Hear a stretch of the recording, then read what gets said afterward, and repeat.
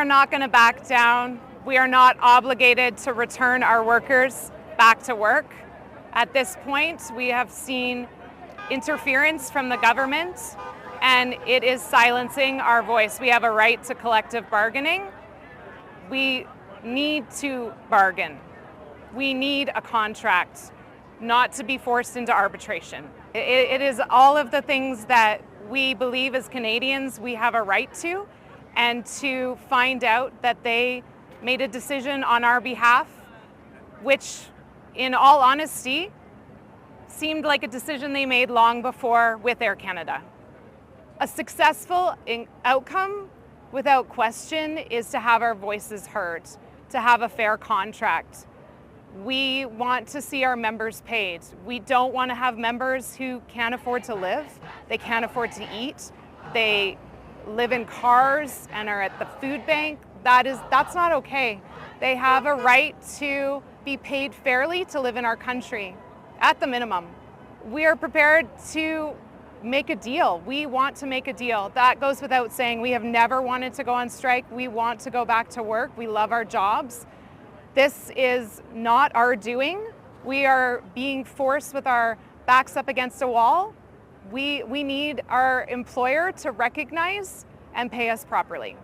The government has stepped far further in than they ever should have. And it was brought to our attention that the chair of the CIRB, who was assigned to our case in 2023, as of recently, was still working with Air Canada. They originally were a former employee as legal counsel with Air Canada. I think that goes without saying that there's something happening behind the scenes that feels immensely wrong. This affects everyone. It affects every worker in Canada. The government intervening and stepping in has caused such a disruption to the labor side of things. It's not about just Air Canada flight attendants anymore.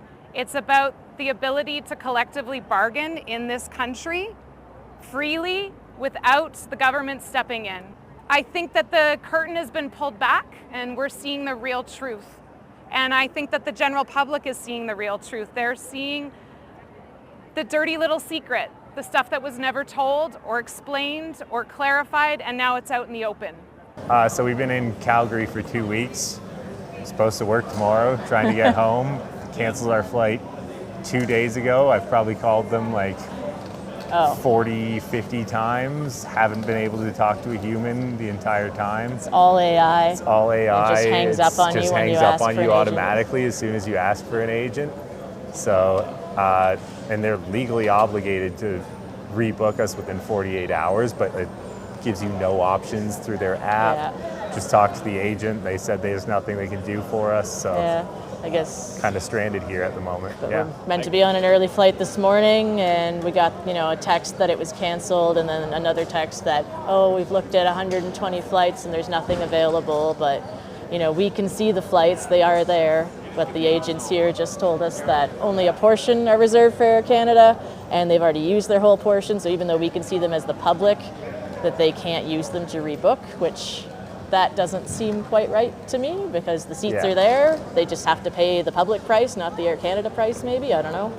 It sucks, but totally in support of the flight attendants. Yeah, the flight attendants are getting forced to work unpaid time, and that's just not fair. And for 10 years, that's a pretty long collective agreement to have. Yeah. And it hasn't kept up with inflation, which we're in a union ourselves, not that union, obviously. But I support the right to collective bargaining for sure. I think that they, it's a tough job that they have to deal with. They deal with emergencies, so they should be paid, and they should be paid for their time when everyone's boarding and deboarding, and not just when the wheels are up.